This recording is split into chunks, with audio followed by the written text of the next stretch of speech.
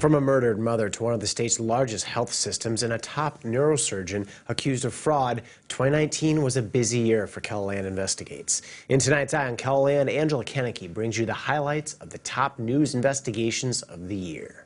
We live in a time of a testing of public character. The KELOLAND Kremlin Connection was an investigation we first brought you in 2017. Vermilion native and Republican conservative operative Paul Erickson and his Russian girlfriend, Maria Butina, formed a limited liability company in South Dakota called Bridges.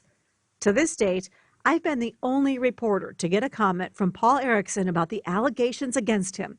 He spoke to me through his apartment speakerphone. Hi, Angela. How can I be of help? I was wondering if you would be willing to talk to us about what the New York Times is reporting about you trying to set up a meeting between President Trump and Putin. Oh, hi.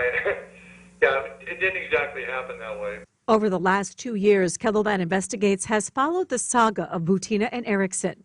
Butina was sentenced to prison for being a covert Russian agent. She was deported back to Russia this year, where she now works as an online video host. In November of this year, Erickson pled guilty to a fraud scheme with a different South Dakota LLC that authorities say bilked at least $2.3 million from 78 people. He could face up to 20 years in prison. Everybody can hear me, Asho? We started looking into another case of investor fraud in 2016, and Global Aquaponics was still making headlines in 2019. KELOLAND Investigates exposed the company organizers promised investors a big return on their money for a fish and vegetable farm proposed near Brookings and lied about how much money they had on hand. The facility was never built. Two Global Aquaponics leaders, Tobias Reitzman and Tim Burns, were found guilty of federal fraud charges and sentenced to prison in 2019. Both Reitzman and Burns have filed appeals. That's studying very hard and working very hard. In June, we learned the details of a federal lawsuit first filed in 2016 after it was unsealed. The federal government accused Sioux Falls neurosurgeon Dr. Wilson Asfora of performing unnecessary surgeries and Sanford Health of doing nothing to stop it in order to make millions of dollars in kickbacks from Medicaid, Medicare, and other health programs. KELOLAND Investigates spoke with a former Dr. Asfora brain surgery patient who filed a case in state court. Robin LeBeau underwent brain surgery in 2016 at Sanford Health. She claims the surgery was unnecessary and left her disabled. There should not have ever been a brain surgery performed on me, that I was not a candidate for this brain surgery. Other patients came to Dr. Asfora's defense, as well as his longtime nurse. Do you believe that Dr. Asfora was unnecessarily putting in these cages or screws into patients?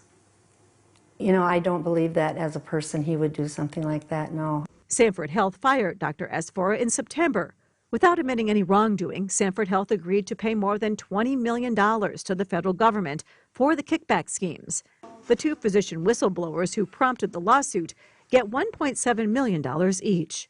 Dr. Asfora issued a statement to KELOLAND News denying performing any unnecessary surgeries. Sioux Falls realtor Melissa Pesky was shot and killed while driving on Interstate 70 through Missouri on December 13th of 2018. A year later, the search to find her killer remains active. KELOLAND Investigates first broke the story of Melissa Pesky being shot on her cross-country trip with her children. We spoke with her husband, Ryan, who initially told us he was a person of interest because he didn't pick up the phone when investigators first called. We learned through family and friends that Melissa was leaving Ryan, and that's why she was on her way to South Carolina. Her sister was talking to her on the phone moments before she died. And then she said, "Just a minute, honey, I'm going to put the phone down," and so that way she could get around the car. And then we started talking again, and it wasn't 2-3 minutes later, and she stopped talking. Missouri investigators say that in 2019, they followed up on 185 leads in the case. 8 of those leads are still being actively investigated. Rumors started flying when Minnehaha County's top prosecutor was out of the office for a couple of months over the summer. Aaron McGowan was first elected to the position back in 2008. McGowan granted KELOLAND Investigates his only on-camera interview about the 911 call to his home that preceded his absence from work. Why are you talking to me now? Well, because I wanted to set the record straight, because there were reports out there that were false, and because of the questions out there. I just wanted to set the record straight and let everybody know I'm back, and there wasn't an issue or a cover-up or a crime. McGowan told us he sought help for PTSD and planned to run for office again. But Governor Kristi Noem ordered South Dakota's Attorney General to investigate McGowan. While no criminal charges were filed, the report indicated that McGowan may have abused alcohol and sent inappropriate Snapchat messages to coworkers.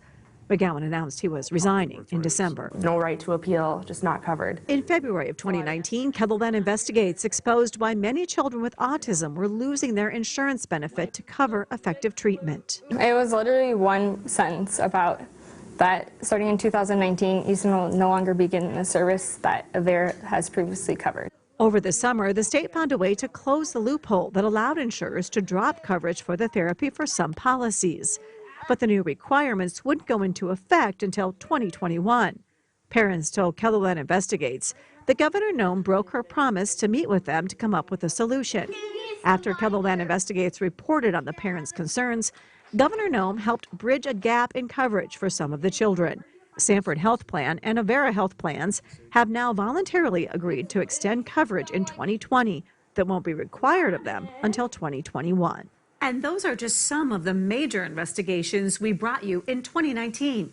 You may also remember we reported on the suspicious death of a young Native American boy on the Rosebud Reservation. The tribal president tells me the FBI is still investigating Alize Millard's death and is not releasing any new details. You can follow all of these stories and more on the Investigates page on KELOLAND.com.